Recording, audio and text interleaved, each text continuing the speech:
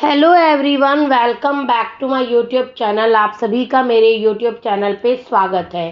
तो दोस्तों, हम बात करने वाले हैं सोनम और दहेज बाबू के बारे में।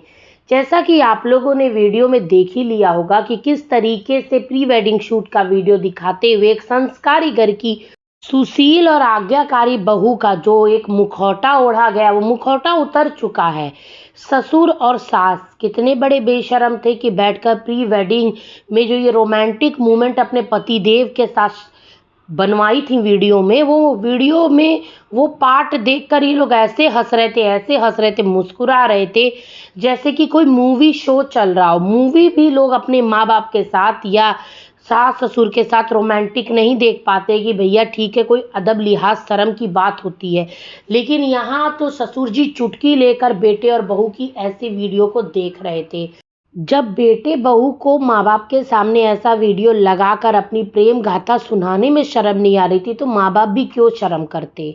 मतलब वहाँ ये बताया गया कि वीडियो के माध्यम से ही ये दोनों पहली बार मिले थे, वरना तो अगर प्री वेडिंग शूट ना होती तो ये लोग एक दूसरे को अच्छे से जान ही नहीं पाते। सच्ची जो 2-3 साल पहले के रंगीला फैमिली के वीडियो में दहेज बाबू कैप्चर हुए हैं और छोटे विजय बाबू के साथ जो इनकी दोस्ती थी, ये सब क्या कहानी गाती है। ये लव मैरिज है वो तो साफ साफ दिखती, क्योंकि इतनी बेशर्मी कोई अरेंज मैरिज वाली लड़की शादी के 1-2 महीने के अंदर ही नहीं कर लेती। आज ये शॉपिंग करने निकलती हैं मार्केट, क्योंकि इनके पतिदेव को कपड़ा दिलाना था और इनको खुद के लिए सूट भी खरीदना था। पतिदेव एक शर्ट खरीदते हैं, अब ये शर्ट भी सीधे बक्से के अंदर जाएगी, वो आपको ये कपड़ा पहनते हुए भी नहीं दिखेंगे। और जो पिताजी के यहाँ गवर्नमेंट हाउस में रहने गई थी, खरीदी थी 3 जोड़ी कपड़ा, वो भी नजर नहीं आएगा। और जो इनको दहेज में चढ़े थे 7-8 जोड़ी कपड़े सिलवाने वाले, वो भी गड़मगुल्ला हो चुके हैं। मतलब कि अब तक आप काउंट करेंगे तो दहेज बाबू को गिफ्ट में ही 11-12 जोड़ी कपड़े मिल चुके हैं, लेकिन ये पहनने का नाम नहीं ले रहे। अंबानी खानदान के दहेज बाबू और लखपति पत्नी के पतिदेव, उनकी इज्जत ही जब सोशल मीडिया पे उतारने पर आज ही जा चुके हैं, तो आप और हम बोलकर कितना ही फायदा कर लेंगे। हम लोग भी दहेज बाबू पर रिएक्शन दे देकर थक चुके, लेकिन दहेज बाबू के कानों में जू नहीं रेंगता। वो वैसे के वैसे ही रहते, बेशर्मों की तरह। सोचो जरा, जो लोग इनको देखते होंगे, जो सोनम के दोस्त हुए, रिलेटिव हुए, वो लोग क्या सोचते होंगे कि सोनम का पति है कि सोनम का नौकर है। जब सोनम अपनी दोस्त की शादी में गई थी, तब आप लोगों ने तो देख ही लिया होगा कि किस तरीके से जो सोनम के दोस्त लोग हैं वो दहेज बाबू को देख रहे थे। उसी से दहेज बाबू की जो औकात है, इमेज है, वो सोनम के दोस्तों की नज़र में कैसी है वो आप लोग देख ही चुके होंगे। सोनम के दोस्त लोग भी सोचते होंगे कि ये लखपति यूट्यूबर की जो पतिदेव हैं, ये ऐसे हैं, इससे बेहतर तो नॉर्मल घर की लड़कियों की शादी अच्छे लड़के से हो जाती है। सब हंसते ही होंगे पीठ पीछे। और सोनम जी गई हैं शॉपिंग करवाने पतिदेव को। अब बोल रही हैं कि वो शॉपिंग ये नहीं करवाई है, पतिदेव अपने बचे खुचे पैसे से करवाए हैं। पतिदेव कितने साल ट्रेनिंग करे थे और कितनी ट्रेनिंग में इनको पैसा मिल गया था कि वो उससे इनको लाख रुपए का phone, headphone, A to Z सारा आइटम देने के बाद इतना पैसा बचा लिए थे कि अब इनको शॉपिंग भी करवा दिए कपड़ों की। मतलब यार, झूठ वो बोलो जो लोगों के गले के नीचे से उतरे। इतना भी झूठ बोलने की क्या ही ज़रूरत है कि लोगों को साफ साफ पता चल रहा है कि तुम अपने पैसे से अपने लिए शॉपिंग करने गई थी 3-4 जोड़ी सूट, तो तुमको लगा कि 1 जोड़ी पतिदेव को भी दिलवा दे रही, तो सास ससुर सोचेंगे कि अकेले अपने लिए खरीदने गई थी। ये मकसद था, इसलिए उन्होंने पतिदेव को एक शर्ट दिलवा दिया। और इनके पति की चॉइस तो आप देख ही चुके हैं, काला, लाल, इस तरीके के कपड़े ही इनको पसंद आते हैं। मतलब उम्र ज़्यादा नहीं है, लेकिन उम्र से बड़े लोगों की तरह इनको कपड़े पहनने हैं। टोनम तो वैसे भी बुधनी बुआ की एज की लगने लगी, अभी से ही वो दहेज बाबू से उम्र में ज़्यादा लगने लगी है।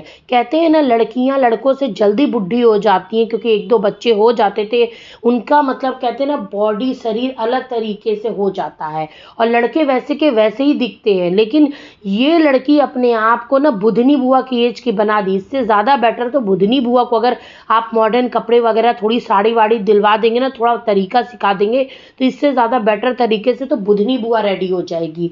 सोचिए, कविता भाभी भी कम पढ़ी लिखी हैं, वो पढ़ी लिखी नहीं उतनी ज़्यादा, फिर भी सलीके से ये सोनम से बेटर ही तरीके से कपड़ा लत्ता पहनती हैं।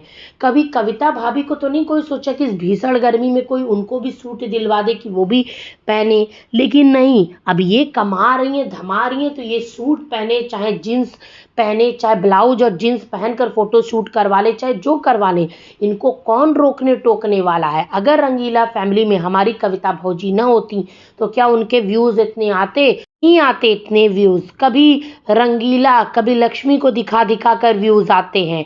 सोचो जरा, एक तरफ सोनम है और एक तरफ सुनीता। सुनीता तो कभी कभी विजय भैया की बेटी चांदनी से मिलने हॉस्टल वगैरह चली जाती, कभी पूछ पाछ लेती है, बाबू को खिलाते, बाबू को उनके घर आते जाते देखा गया, बुआ वाला कभी न कभी फर्ज निभाते हुए आप सुनीता को देखे होंगे। पर सोनम, सोनम तो सुनीता से ज्यादा चहेती बच्चों की थी ना। पर क्या कभी ये रंगीला और लक्ष्मी के बारे में बात करते नजर आती है? बिल्कुल नहीं। कभी उनको याद करते नजर आती? नहीं।